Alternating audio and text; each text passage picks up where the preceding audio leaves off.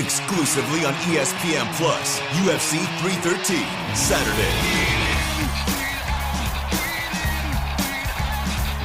Reigning light heavyweight champion Alex Pereira defends his title against number one contender Magomed Ankalaev, and an explosive lightweight bout between Justin Gaethje and Rafael Pazzi. UFC 313, Saturday at 10 p.m. Eastern. Buy it on ESPNPlus.com/PPV.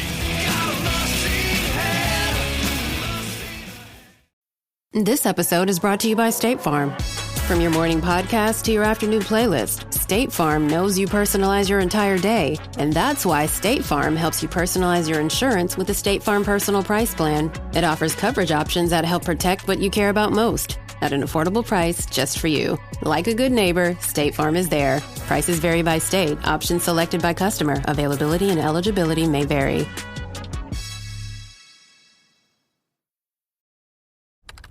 Business taxes. Was stressing about all the time and all the money you spent on your taxes. This is my bill? Now Business Taxes is a TurboTax small business expert who does your taxes for you and offers year-round advice at no additional cost, so you can keep more money in your business. Now this is taxes. Intuit TurboTax. Get an expert now on TurboTax.com/business. Only available with TurboTax Live Full Service. And he called me back and he goes, "What the f*** is this?" Just like that. What the fuck? This is the craziest, most outrageous. This is nuts. And I really like it.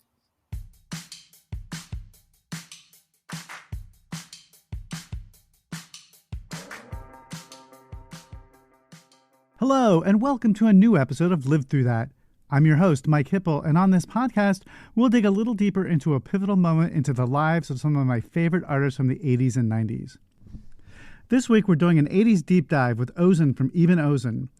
They burst onto the scene at the dawn of MTV with their video for AEIOU and Sometimes Why, a song that mixed elements of everything that was happening at the time: new wave, rap, the new anything goes mentality of the early 80s. The song even made its way onto Rolling Stone's recent list of the best songs of 1983. Ebn-Ozn disbanded in the mid-80s, and Ozn went on to find success as Dada Nada with a string of house music hits in the 90s and into the 2000s. But it was a recent return to his 80s roots that proved a recent pivotal moment for him.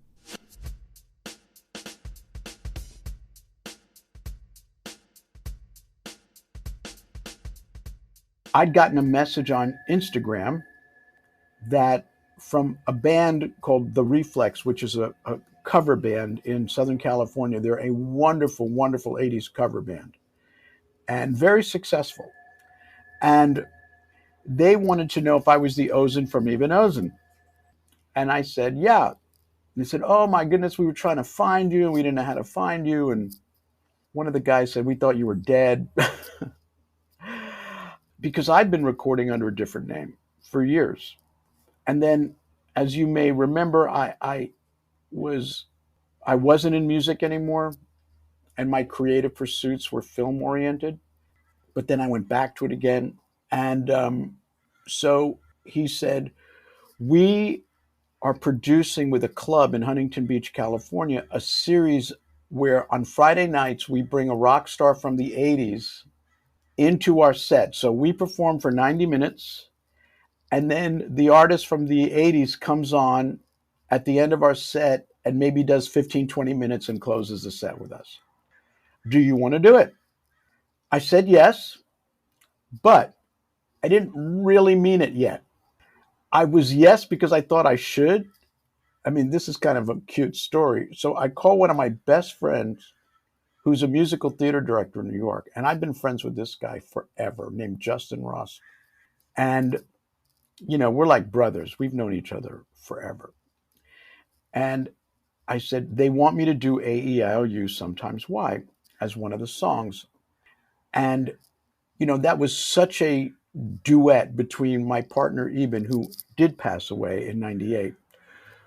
It was a true synth pop duo. It was big instrumental sections and then these kind of spoken word rap sections and then a sung chorus.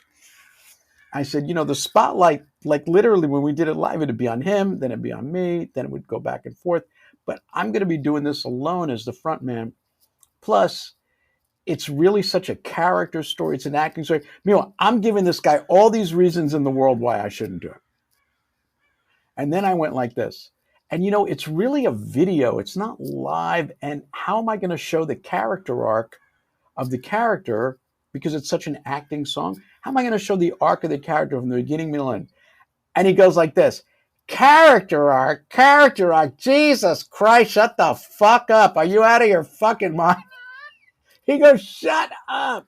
He goes, they're not paying money to see your character arc. He goes, whoever's coming is paying because they want to see you. It's been a long time. You need to relax. You need to just go up on stage and have fun. That's what these people are doing. They're going to an 80s show to have fun, and you better be up there having fun too, or you're going to suck.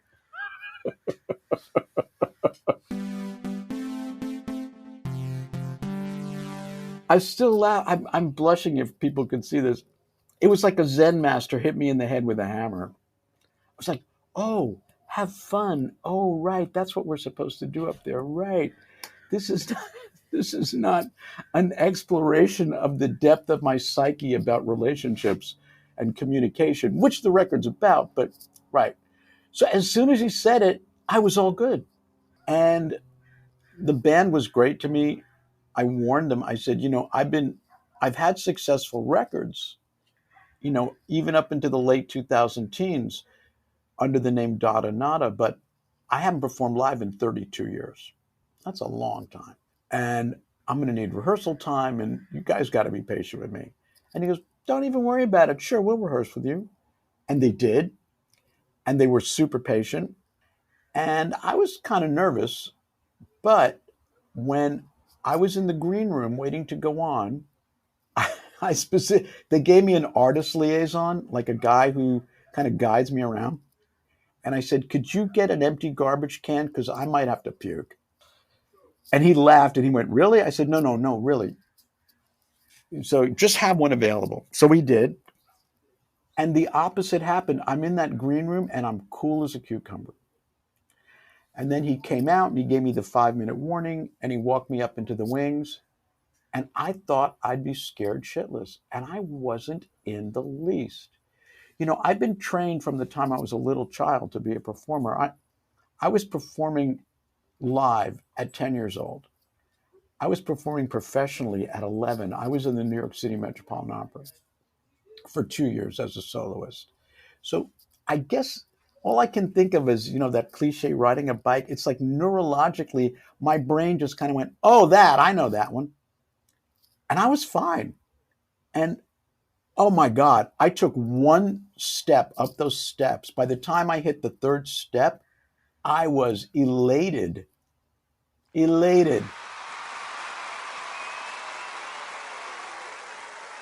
I walked out onto that stage and I owned that stage. And I could feel it. And it wasn't an ego trip at all. It was just, I could feel like the magnetism of me and a stage, like the relationship between me and a stage and a band. And I could feel that whole energy. It felt so appropriate and so right. And then the magnetism between me and a crowd. And I was just in the zone the whole time. So I sang the first song and the response was so overwhelming and it was beautiful. I mean, they were literally screaming. And, usually you can't hear them, up there because there's so much going on. Your monitor's on and the drums, but I could hear them. And if you see the footage of me, it's so funny. I go, did that sound good? And they go, ah! And then I go, oh my God, you're so enthusiastic. I guess you really liked it. And I'm saying it like a totally naive human. But I meant it. It was sincere. And you could tell in my face, it was great. It was great. And that was really a pivotal moment for me. Ozn's return to the stage after 32 years away was such a great success for him personally and for the audiences that I have to ask if more shows are on the way. Yeah, and that has become a challenge for me, learning how to go about that, because it's so different than it used to be. back in the day. And I, unfortunately, was not successful in getting my record company to help. And I was so disappointed. Ebn-Ozn's material in North America is owned by Elektra Records, which is part of Warner Music Group, which then defaults to Rhino Records. Once you're a legacy artist within that group, you wind up on Rhino. There's an executive there who's really lovely to me. And, I kind of called him out of the blue, and he was great. He took the call. We went to lunch. We talked, blah, blah, blah, blah, blah. And I was hoping, because this is the 40th anniversary of Ebn-Ozn, I was hoping that the label would support the tour. I didn't expect them to give money. That would be unrealistic. But I was hoping I'd get social media support and things like that. And I got the bad news that was not going to happen. And I was surprised. They're a very, very big label. They're huge. They have so many legacy bands. I don't know what the number is, but if somebody told me 1,000, I wouldn't be surprised. And also too, this is history. So they've got people from the 1940s, the 50s, the 60s, the 70s. This is going back, Fleetwood Mac, let's say in the 70s, all the way through to, just whatever the legacy ends at 5 years ago. And I was told it's almost impossible to get their attention in a situation like mine. And that was a bummer. So that hurt, because I wasn't able to call promoters and go, I got Rhino support. When I play your club, they're gonna be hitting social media with promotional stuff. So that was one difficult thing. And then I'm still figuring out, maybe I shouldn't be so honest on a podcast with all this stuff, but I'm still figuring out where I fit in the live world as a legacy artist. Dada Nada is much more contemporary, that my solo act, and it's house music. And in fact, I was going to go out into the dance clubs like right around the time of the pandemic, and the pandemic came and that kind of killed the whole thing. And but that's a completely different world.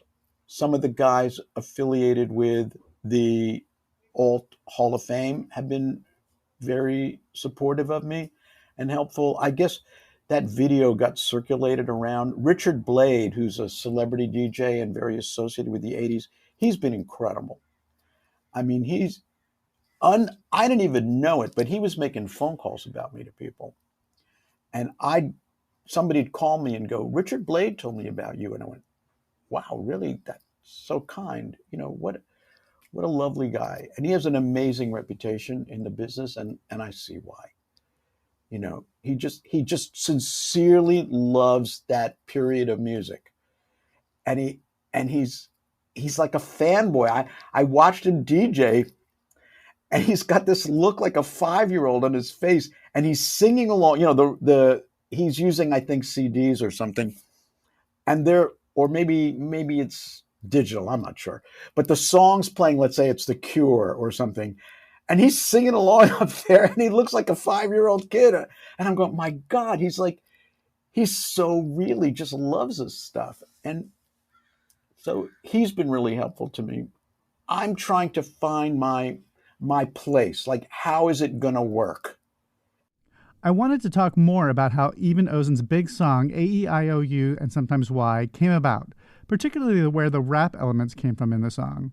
And ultimately, how did this left-of-center song become such a hit? In 1980, in New York City, if you walk down the street, no matter where you went, you would see kids with ghetto blasters. Those things must have weighed 40 pounds. They had these monstrous ghetto blasters, and for those who are younger who don't know what this is, these were portable CD players that, or even record players that they would put on their, I'm sorry, not CD players, they were radios, excuse me, that they would put on their shoulder, And some of them were gigantic. You know, they were 3 feet by 2.5 feet, like a box. And they'd walk around with them down the street, and it would be blasting rap music. And this is pre-hip hop. It wasn't called hip hop then. It was just rap. And I'd hear this stuff, and I loved it. I loved it. And we still had record stores back then. So the record stores used to have speakers in front of the stores. So, you know, they were trying to entice you to come in and buy a record. So a lot of them started playing rap music out of their speakers because it was the new thing. And they were selling 12 inches. And I just got really into it. And I was still a Broadway actor at the time. And I wanted to transition into being a recording artist. And for better or worse, you know, one of my very, very first recordings was a Sugar Hill Gang style rap song. And, you know, I was working, I wound up getting work as a background singer for Ron Delsener, who was a huge music publisher. He had a music program on called, what was it called? I forget, but it was like he would have, like, you know, the top 10 or top 40. So he'd have bands come on and they'd perform. It went on for like an hour and a half. It was every Friday or Saturday night. It was a big TV show. And he also was a publisher. So I wound up becoming a background singer on demos that they did there. And that's how I learned to sing in a recording studio.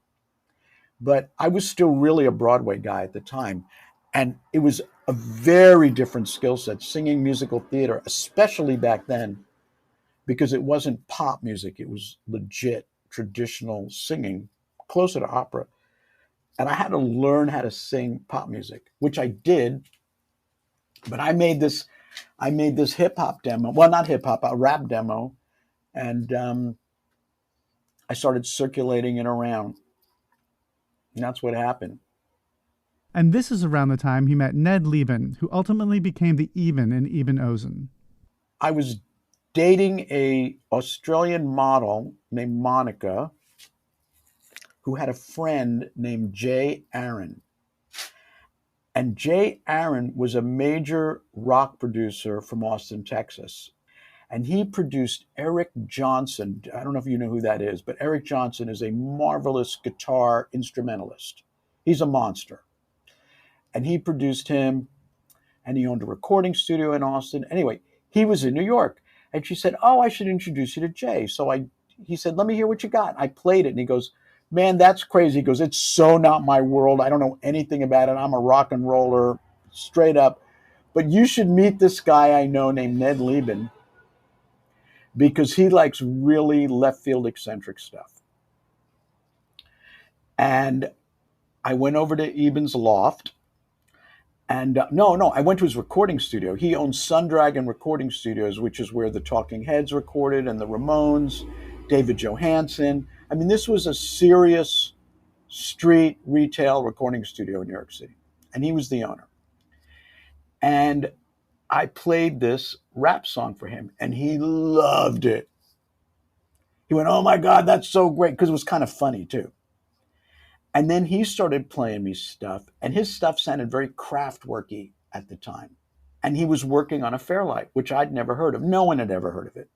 It was this, at least in America, this fairly new piece of equipment, which was a computer sampler that made music. And it was the first one. And I take it back. Was it the very first one? There might have been other ones in academia that were being used. Let's put it this way, that company pioneered the commercial use into the commercial recording industry of this device, you know, and he was an expert in its use, and he was their rep on the East Coast of the United States.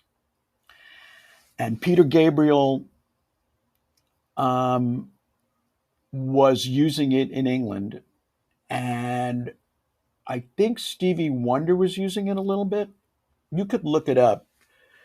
Nick Rhodes from Duran Duran was using it a little bit. I don't know if he was using it when Ebn and I met. Maybe they were a little later. So in relation to singing, we started doing music where I was singing and rapping. So if you hear that first album, there's songs that are completely sung. There's no rap at all. And then there's songs where not only am I rapping, but I'm doing character voices.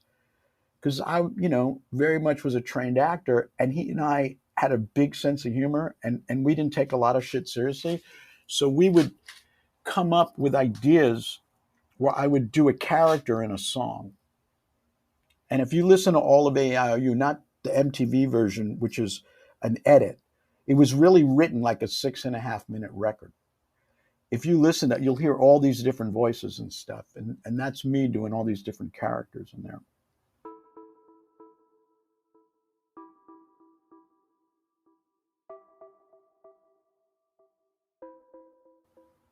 I heard the track and I said to him, I have this idea. I think I'm just going to tell it like a story. He goes, okay, what do you mean? What do you mean? And I just started improvising, and I was walking up Broadway, because it was a true story, by the way. I was walking up Broadway, and I met this incredible looking Swedish girl having a cappuccino across the street from Lincoln Center.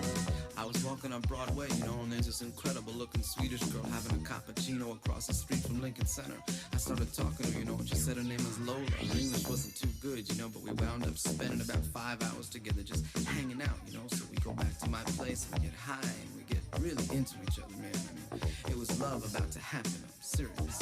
And then all of a sudden she gets up and she says, hey, I really gotta leave. Damn. And he goes, oh my God, that's awesome. Hold on. And he got out like a little dictaphone. I don't know if you remember those. He got this little tape recorder, and he puts it like in my face, and he goes, okay, keep going. And so we recorded it in the room with the Fairlight was playing the track, and I was improvising this story over the track. God knows where that tape is. I'd love to have that little dictaphone tape. I just know that I loved what I was doing, and he knew that he loved what we were doing, and it became our first record. And back then, artists didn't produce records. They produced demos. And you would shop a demo to a record company, and then they would pay to put you in a recording studio to do a full record. But we had this unusual circumstance where a member of the band owned a recording studio, which was him. So we didn't make demos. We made records. We didn't need a production company. We didn't need producers and all that stuff. We were completely self-contained. So that was a fully done record. So we started shopping it around. Most people didn't know what to make of it. Some people were very negative. Some people went, wow, this is so cool. I don't have a clue what to do with it. We kind of got that a lot. Then I was being mentored by a guy named Ron Delsner. Ron Delsner was the biggest rock promoter in New York. And he saw me in a little movie, like in a short, where I played a rock character. And he went up to the producer and asked the producer about me. And he said, I want to meet that guy. And he invited me to his office. And it was something like you see in a movie. He went, I really like you, kid. I think you got it. It was like really one of those things. I think you really have it. I said, thank you so much. He goes, if you need anything, you can call me. And I'm not bullshitting you. You can call me. I said, okay. And he went, okay, great. Thanks for coming up. That was it. I don't think I was in that office for 90 seconds, man. But I went, wow, Ron Delsner just said I could call him. So I didn't call the guy for a year and a half, 2 years.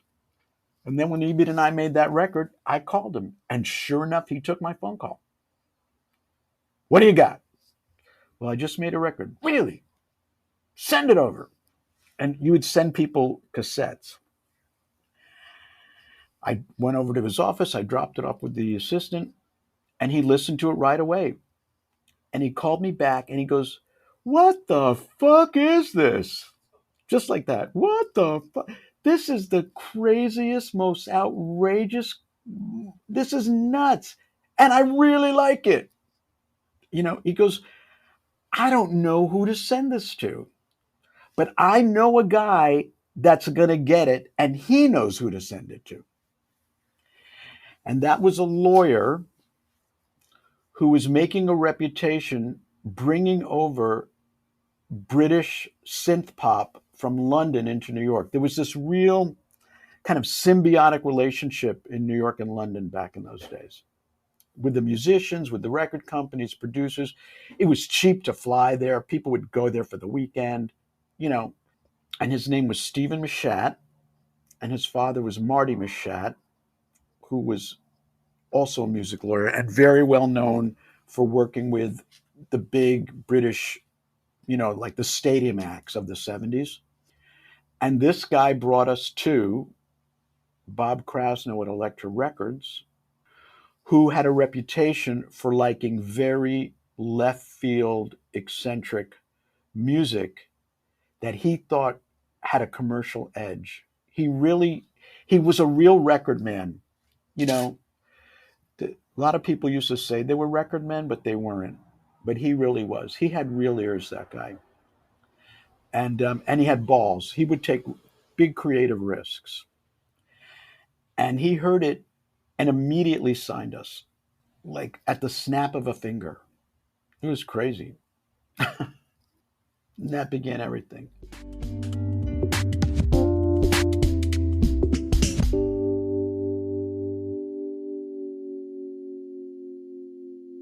Many thanks to Ozn for being so open and talking with me about his history and his future.